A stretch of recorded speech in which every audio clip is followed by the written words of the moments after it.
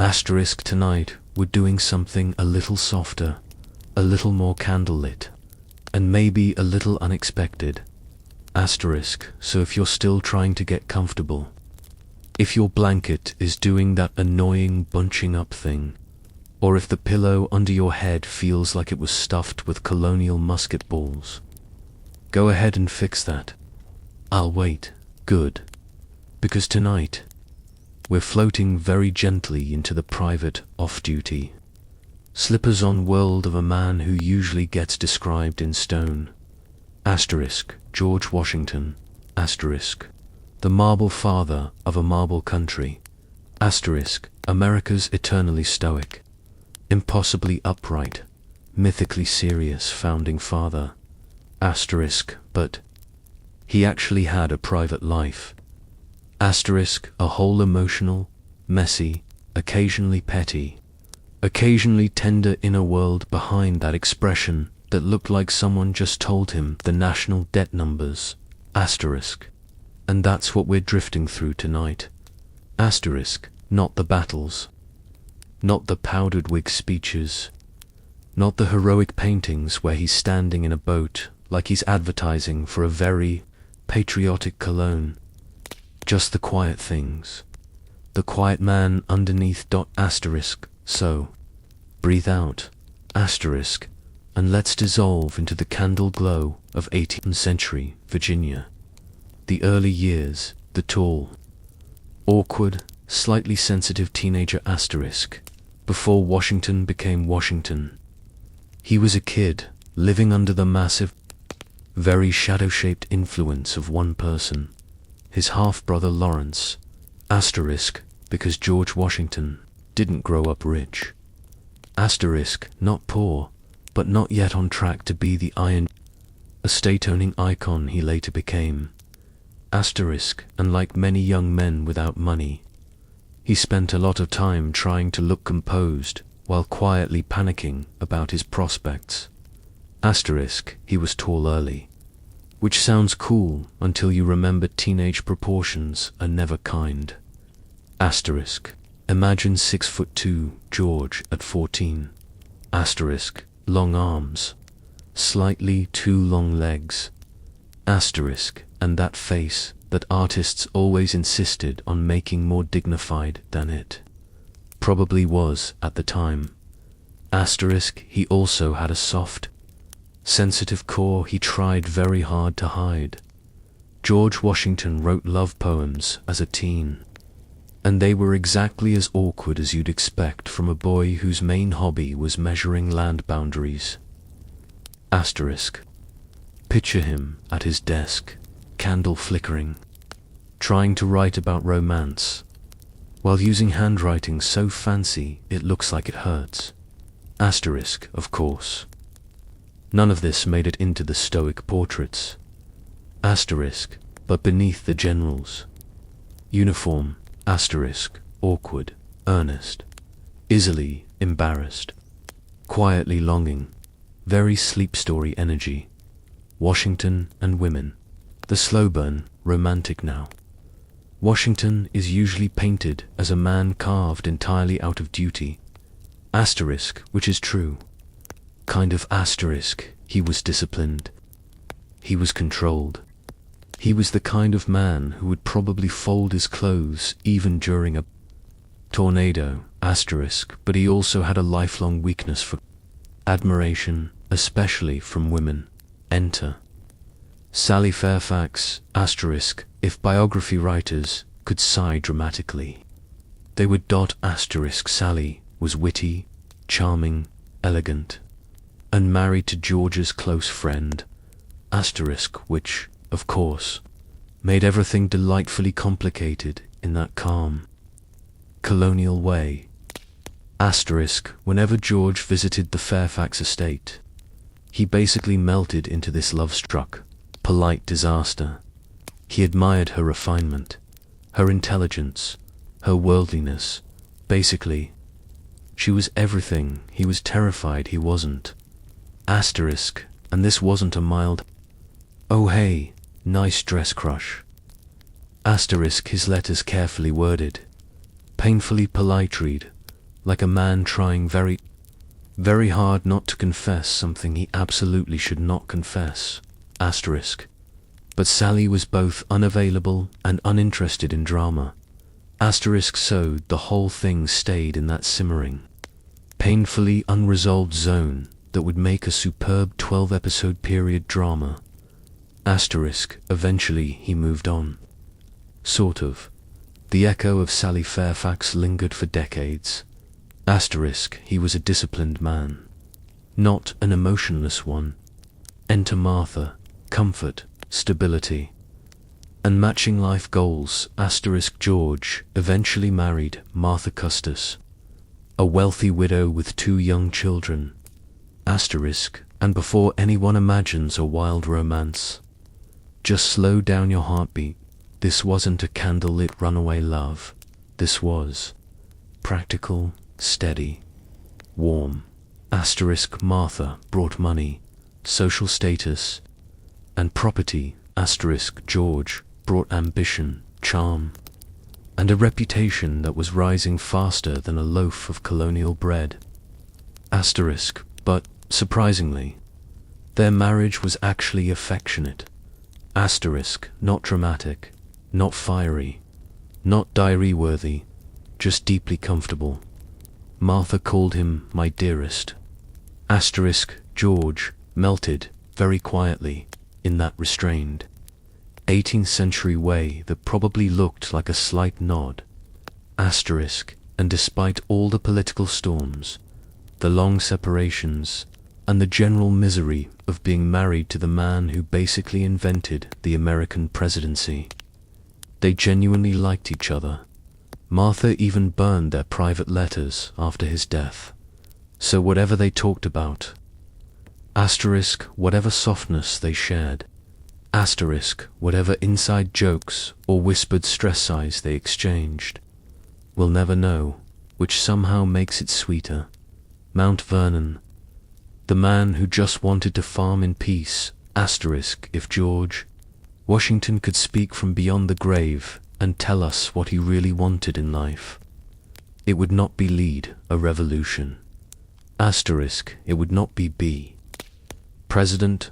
Asterisk, it would not even be remembered forever in school. Textbooks read by sleepy children. No, his heart belonged to Mount Vernon. Asterisk, he loved his estate with the intensity of someone who has spent too many years pretending to enjoy political meetings. Asterisk, farming was his actual passion. Asterisk, not farming as a hobby, but farming as a lifestyle, a science, a full-time identity. Asterisk, he experimented with crops. Asterisk, he studied soil. Asterisk, he redesigned barns like a man, redesigning a dream home for his soul. Asterisk, he woke up early not to run a country but to walk fields and complain quietly about fences, weather, and pests. Asterisk, in his private correspondence, George Washington sounds like a soft-spoken, mildly frustrated agricultural YouTuber. Asterisk, my wheat yields are disappointing. Asterisk, the rain has been irregular. Asterisk, the enslaved workers are unwell again. Asterisk, and here we enter the uncomfortable part of his private life. Washington the slaveholder, the quiet, constant contradiction. Asterisk, it's easy to romanticize Washington the icon. Asterisk, but Washington the private citizen lived on a plantation that depended entirely on enslaved labor. Asterisk, around 300 enslaved people lived and worked at Mount Vernon. Asterisk, and Washington knew to play that slavery was morally wrong. He wrote about it. He admitted it. Privately, he worried about it, and yet he relied on it for his wealth, his lifestyle, and his legacy. This contradiction sat inside him like a permanent shadow. He simultaneously disliked slavery and perpetuated it. Asterisk, he saw himself as a good, enlightened man, while participating in one of history's cruelest systems. He freed his enslaved workers in his will, but only after his death, which means the moral courage came just a little too late to help the people who needed it during his lifetime. His private world wasn't just dignified and noble. It was complicated.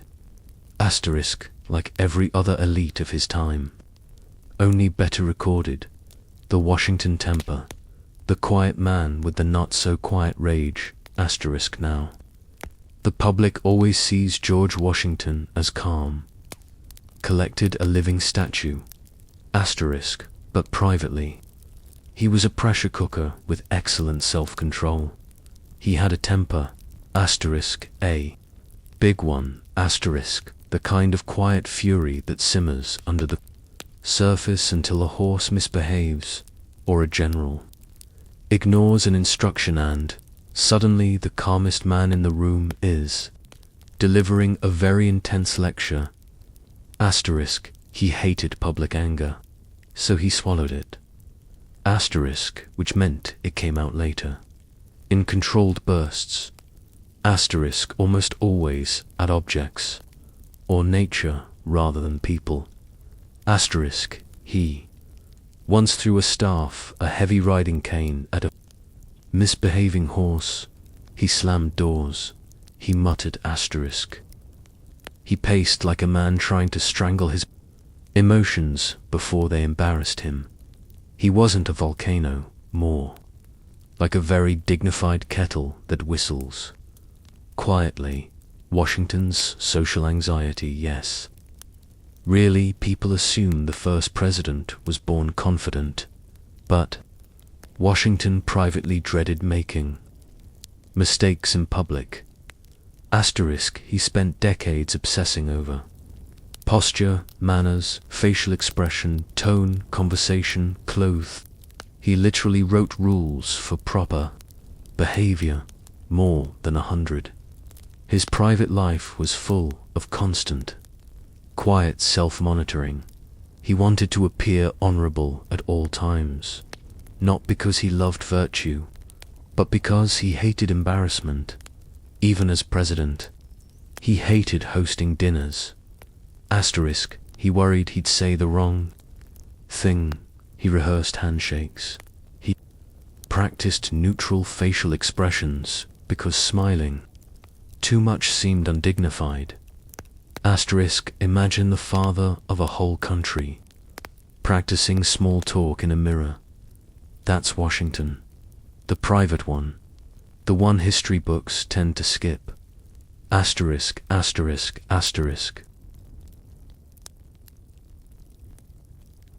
Let's settle back in. If you adjusted your pillow during the break and it's still not cooperating, now's your last chance. Give it a little fluff. A tiny punch.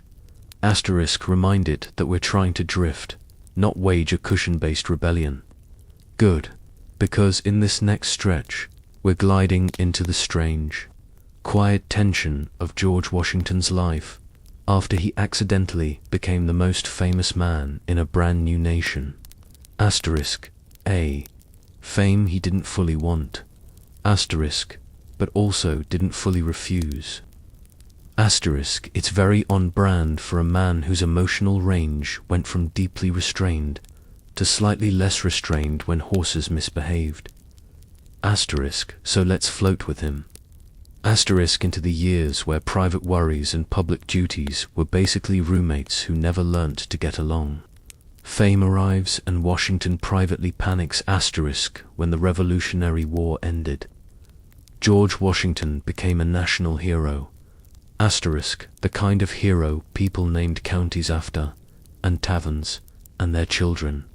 And sometimes, uncomfortably, their horses. But privately, he hated the spotlight. Crowds made him stiffen. Attention made him self-conscious. And applause. That was basically his nightmare. For a man who wanted to be perceived as perfect, Being watched constantly was like living inside a fishbowl made of judgment.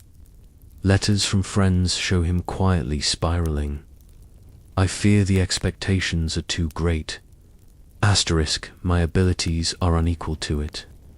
Asterisk, I long for retirement. Asterisk, imagine being George Washington, hearing people call you America's meaning you're supposed to be the noble, selfless hero who saves the nation, and then goes back to farm. Meanwhile, you're thinking, yes, I would very much like to go back to farm now. Asterisk. Immediately, please. But the country had other plans. Washington tries to retire and fails. Again and again. Asterisk. Washington tried very hard to retire after the war. Asterisk. He even staged a grand farewell in Annapolis, returning his commission like a man dropping a mic made of dignity. Asterisk. He went home to Mount Vernon. He started farming again. He breathed. He touched crops. He stared lovingly at wheat fields. Asterisk. He enjoyed approximately 3 peaceful sunrises. Asterisk. And then, the entire political world dragged him back. Privately, he hated this. He'd sigh in letters. He'd complain gently to confidants. Asterisk. He'd watch political chaos unfold and think, asterisk, really, I have to fix this too. Asterisk. But he also felt deep down that if he didn't step forward, everything he'd fought for might unravel. This was not confidence. This was anxiety wearing a general's uniform. Asterisk. So when people pushed him to become the first president, he eventually said yes. Reluctantly, like a man agreeing to host a party he knows he'll hate. President Washington. The man who invented the job and immediately regretted it. Asterisk. Being the first president wasn't glamorous. Asterisk. Most of the time it was awkward, bureaucratic, and confusing. There were no rules, no precedents. Asterisk. No presidency for beginner's guidebook. Asterisk. So, Washington had to make everything up, from the tone of speeches to the size of state dinners. Asterisk. 2. Whether he should shake hands with random people, he decided. Absolutely not. Privately, the whole thing exhausted him. He kept meticulous notes on how often he met visitors, how long he stood, what he wore, what he said. He basically tracked his life like a colonial Fitbit. His evenings, instead of relaxing by the fire, with Martha often involved, stressing over Congress, drafting overly formal letters. Asterisk.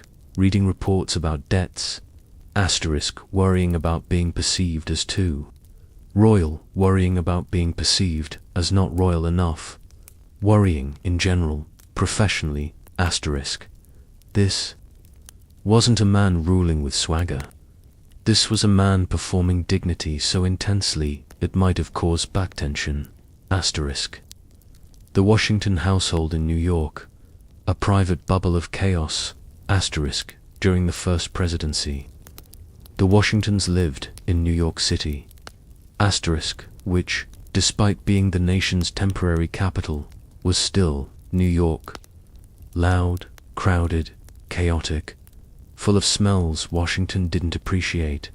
Asterisk. Inside his residence, things weren't calmer. Asterisk. Washington lived with Martha's grandchildren, who they were raising. Multiple enslaved servants, secretaries, guests, endless visitors, and a rotation of stressed political officials. The house was basically a revolving door of people wanting things. Washington pretended to be calm, but privately, he was miserable. He wrote about longing for the quiet of Mount Vernon. Asterisk. He complained about constant interruptions. Asterisk. He hated commuting through noisy streets. He hated the lack of privacy.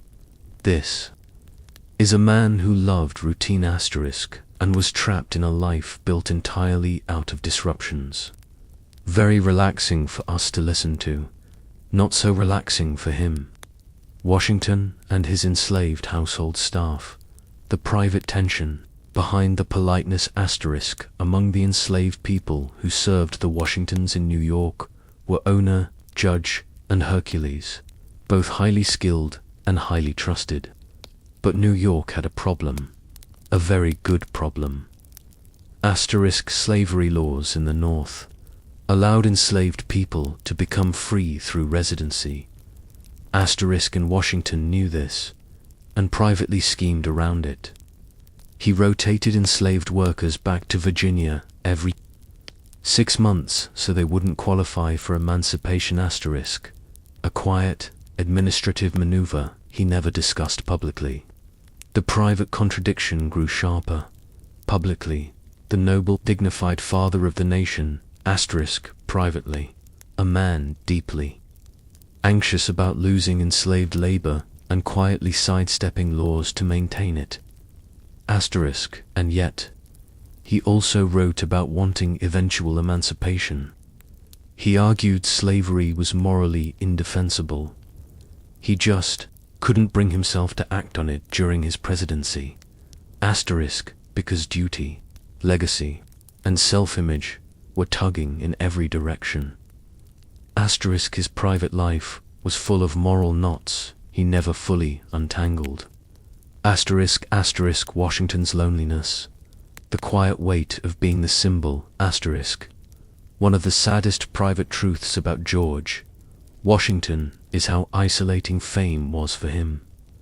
Asterisk, he wrote again and again about loneliness, exhaustion, the burden of expectations, the feeling he could trust almost no one, asterisk, the impossibility of casual friendship. When everyone idolized him, asterisk, visitors treated him like a living monument, bowing, staring, speaking awkwardly. Asterisk, people were either too reverent or too political, and Washington, who already had social anxiety, felt himself drifting into a strange, quiet isolation. He hosted dinners, he attended events, asterisk, he appeared in fine clothing and gave speeches in elegant phrases, asterisk, but privately, he felt alone, a man stuck in a role that had swallowed the person underneath. Even Martha felt it, asterisk. She later said the presidency had been 2 years of anxiety for her. She hated the lack of privacy, the formality. Asterisk, the fact that her husband was becoming more symbol than man. Their private life shrank. It softened at the edges, but the quiet affection remained. Every night they sat together. He read by the fire. She did needlework, asterisk. 2 tired people trying to make a tiny island of peace inside a very demanding world. Asterisk, asterisk, presidential temper. The quiet bursts no one heard, asterisk. Washington's private temper didn't vanish in office. Asterisk, it just became more carefully hidden, asterisk. Behind closed doors he would sometimes snap at secretaries' pace aggressively, asterisk, crack walnuts. With a little too much intensity mutter about political opponents, fume over Congress, slam drawers, lecture aids in long, slow-burning monologues, asterisk, not yelling. Never dramatic, just controlled fury. Like a tea kettle, very politely steaming. Asterisk, one political enemy later wrote that Washington's anger was terrible when finally unleashed. Asterisk, which is exactly the kind of review you want if you're trying to maintain an image of calm authority. Asterisk, asterisk, his letters home. Quiet windows into a tired soul, asterisk, throughout his presidency. Washington wrote constantly to the manager of Mount Vernon, asterisk. He micromanaged his farm from hundreds of miles away, with the intensity of someone tracking every pixel of a Minecraft base.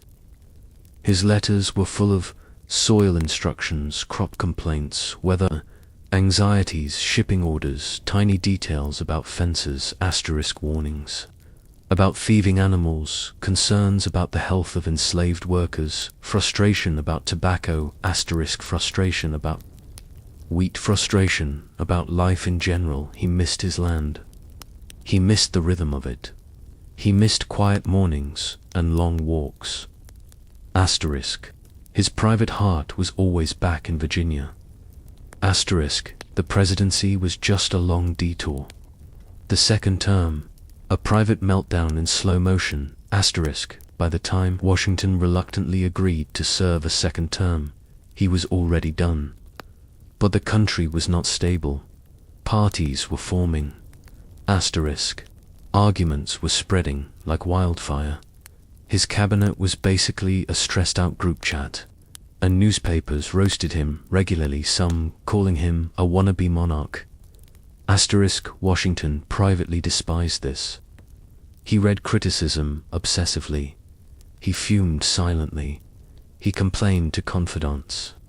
He felt betrayed by men he once trusted. Asterisk. His social anxiety, moral perfectionism, and deep insecurity flared. The calm exterior remained, but the private man was unraveling quietly, like a thread being pulled from an old uniform. By the last year of his presidency, he was exhausted in a way no one fully saw.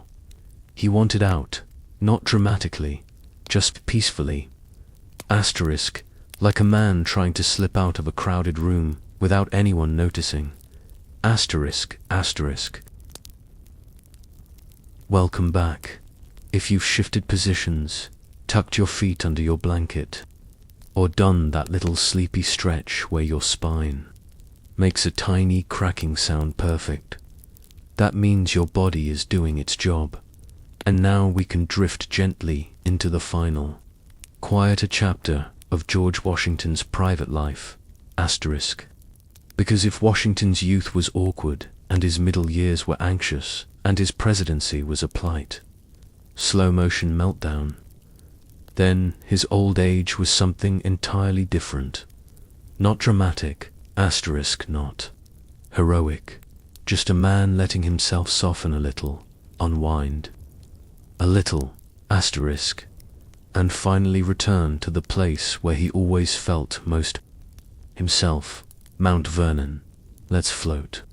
There, home again, the farmer reclaims his kingdom. Asterisk. The moment Washington stepped off the boat in Virginia after leaving the presidency, it was like watching a man unzip a very tight costume he'd been wearing for 8 years. He could breathe again. He could walk freely around his land. Asterisk. He could wake up without a schedule curated by the entire government. Asterisk. He could eat breakfast without congressional input. Asterisk. He could, for the first time in a decade, just be George. Asterisk. And he slipped into old routines, like a man returning to an old, familiar armchair. He walked the estate daily. He inspected barns. He studied crops. He reorganized fields. He supervised workers with obsessive detail. He complained about mud, rain, erosion, insects, weather, tools, animals, and of course fences. Asterisk. Washington had an emotional relationship with fences that historians should examine someday. Asterisk. Privately, he felt whole again. His letters from this period glow with contentment, not joy, because Washington never really allowed himself to sound joyful. Asterisk. But a quiet, steady, deeply satisfied peace, like someone finally allowed to rest after being on their feet too long. Asterisk. A grandfather at last. The softening of the stoic. Asterisk. George and Martha never had biological children, which was a private sorrow for him. Asterisk. But the 2 grandchildren they raised, Nellie and Washby, came the heart of Washington's late life world. Asterisk. With them, he softened. He let his guard drop. He let himself smile privately. Of course, he taught them to ride horses. He gave them gifts. Asterisk. He wrote them tender, gently worried letters. Asterisk, it was in these moments that the man, not the monument, peeked out. He wasn't the stoic general. He wasn't the iconic president. Asterisk, he was just a quiet, slightly anxious grandfather making sure the kids didn't fall off anything tall. Asterisk, his private tenderness, usually hidden under layers of self-control, kind of shown here. Martha noticed, visitors noticed, asterisk, and the grandchildren adored him. Asterisk, Washington was still reserved. He didn't exactly roll around on the lawn or start doing puppet shows with his cavalry hat. Asterisk, but in the quiet, late afternoon hours at Mount Vernon, he finally allowed himself to feel gently attached to the people around him.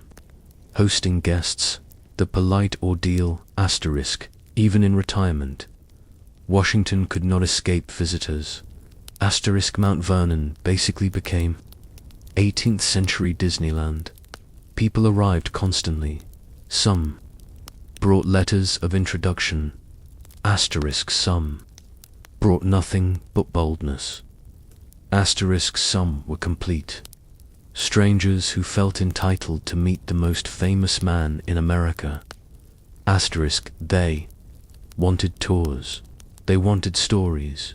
They wanted advice. Asterisk, they wanted to see him do something presidential, as if he kept a small revolution in his pocket at all times. Asterisk, and Washington, being Washington, hosted them with dignity. Asterisk, privately, he was exhausted. Asterisk, he wrote about the endless interruptions, the strain on his time, the difficulty of maintaining hospitality when he just wanted to work on his farms or sit by the fire. Asterisk, but he never refused guests. Asterisk, he rarely complained aloud. Asterisk, he simply endured, quietly, with that signature patience he wore like armor. Asterisk, imagine being retired and still having strangers show up to your house asking for life coaching. Asterisk, truly a man of infinite restraint. The matter of slavery, regret, responsibility, and a final decision. Now we drift toward one of the heaviest parts of Washington's private life, his evolving, deeply conflicted relationship with slavery. Asterisk, by the 1790s, he had privately come to see slavery as morally wrong. Asterisk, he wrote, that it was inhumane. Asterisk, that it contradicted the values of the nation. Asterisk, that he wished it would end gradually. Asterisk, but, just like earlier, he never fully confronted it in public.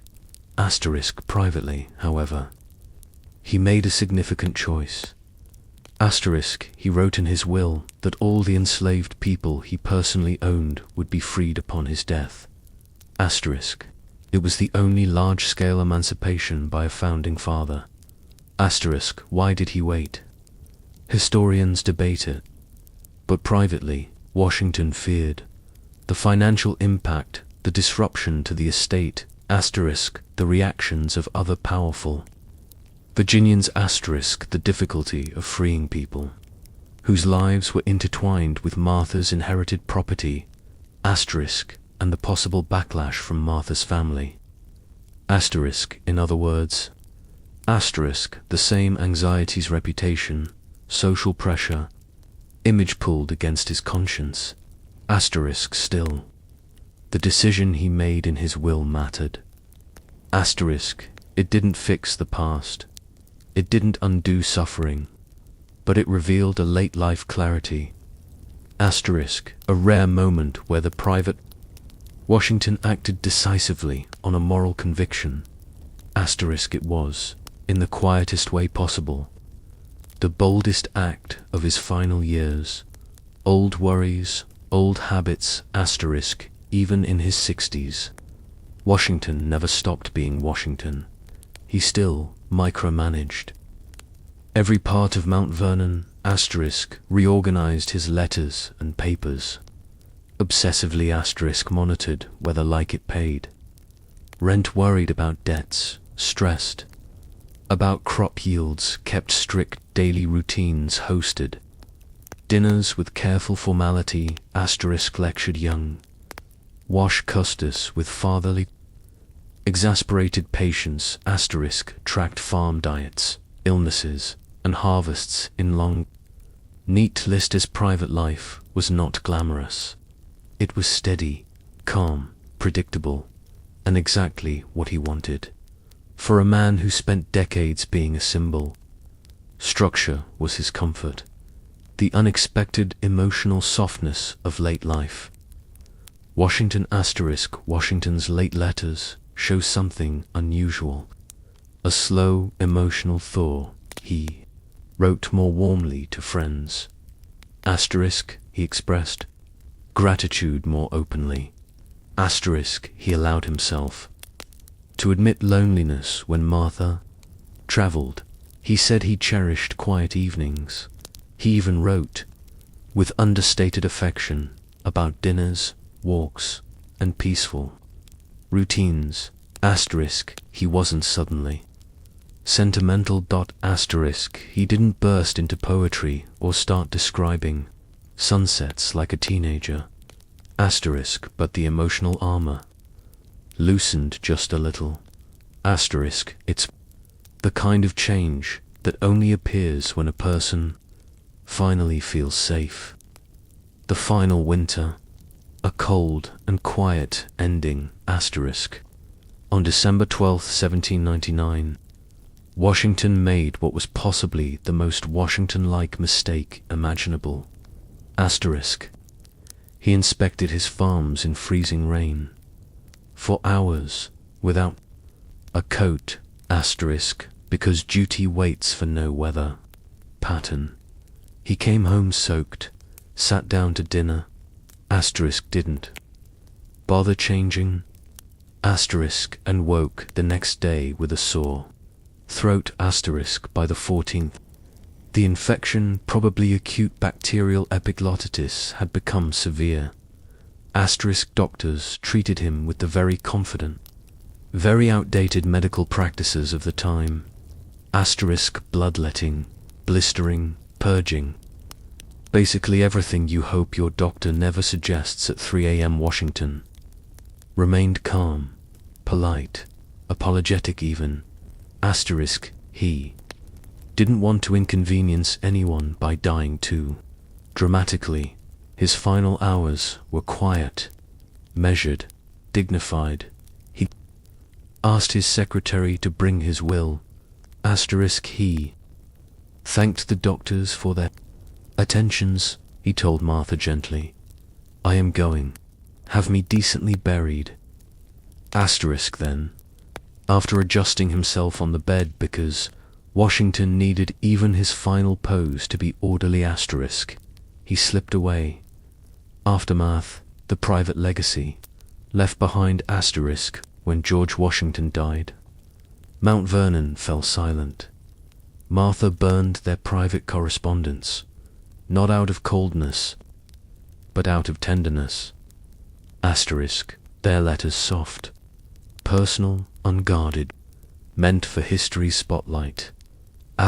Washington left behind, extensive diaries, meticulous farm records, thousands of letters, architectural plans, accounts, inventories, maps, and a lifetime of carefully preserved routines. But the deepest parts of him, the loving husband, the anxious teenager, the tender grandfather, the conflicted slaveholder, the man tired of fame, the quiet soul who just wanted to walk his fields, those pieces lived only in the rooms of Mount Vernon, and in the memories of the people who actually knew him. History kept the monument, the marble jawline, the national myth. But privately, George Washington was a man desperately trying to balance who he was with who he felt he had to be. A Man whose life was one long, quiet tug of war between duty and desire, between image and emotion, between public greatness and private humanity. Here we are, at the part of history where the footnotes start whispering louder than the chapters. If you're still awake, doubtful. But let's pretend, stretch your fingers, maybe wiggle your toes a little. You've earned it. Because this last stretch of our journey drifts into a softer kind of history.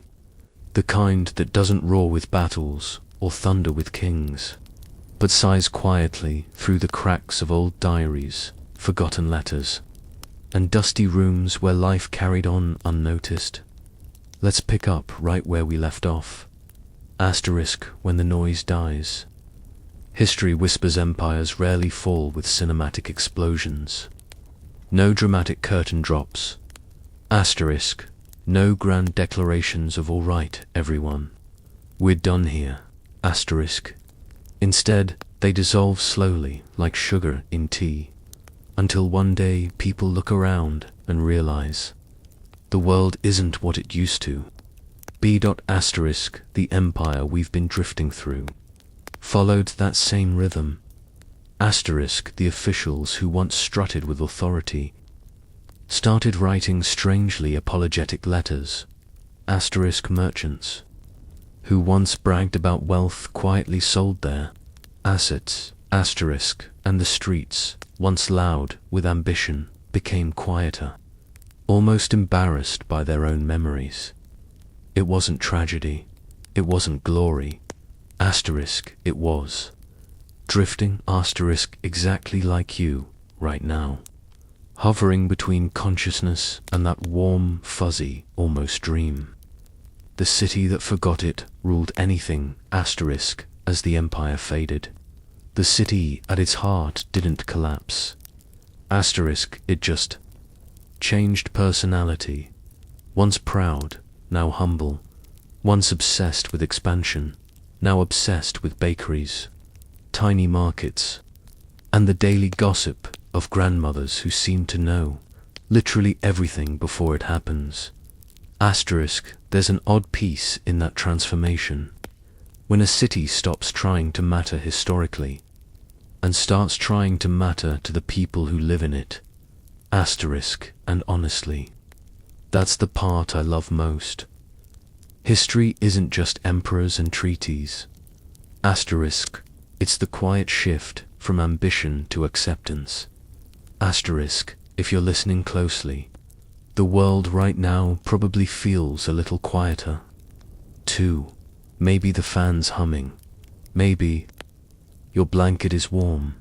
Asterisk, maybe your eyelids feel heavier than a Roman marble. Bust, good. That's the point. The people history almost forgot. Asterisk, let's drift through a few final faces. The ones who never made it into the textbooks. Asterisk, there was the candle maker whose business secretly kept half the city running after. Dark. Asterisk, the old librarian who copied manuscripts because she didn't trust the new printing machines. Asterisk, the two brothers who argued every morning about politics even though neither of them had read a newspaper in 20 years. Asterisk, the artist who painted landscapes no one bought, but who left behind works more beautiful than the era deserved. These people didn't change history, but without them, history wouldn't feel human. Asterisk, and you, yes, you, listening with half a waking brain, you're exactly like them, not a headline, but part of the world's soft background music. Asterisk, and history needs that music. The long night gently closing. Asterisk, as the last lights of the empire dimmed, the city moved into a long, slow, peaceful night. Not a sad night, not a defeated one. Asterisk, just quiet, the kind of quiet where generations finally exhale. the kind that settles like dust on old stone roads, like memories resting on shelves, like you sinking slightly deeper into your pillow right now. Asterisk, and in that quiet, life didn't stop, it softened. Sometimes that's the most beautiful ending history can offer. One final drift, asterisk, so, as we wrap this journey, drifting through an empire's twilight, a city's sigh, and a world slowly tucking itself into bed, I hope your thoughts are softer, slower, a little blurrier at the edges. Asterisk, tonight. You floated through centuries. You wandered forgotten corridors. You listened to the echoes of people who once lived, loved, argued, cooked, whispered, and dreamed. Asterisk, and now, it's your turn to dream. Let the last images fade like lanterns in the distance. Let the sentences dissolve. Let the world go quiet. I'll linger here just a bit, like history does, asterisk soft. Patient, waiting on the edge of sleep until you drift the rest of the way. Good night. Traveler, we'll wander again soon.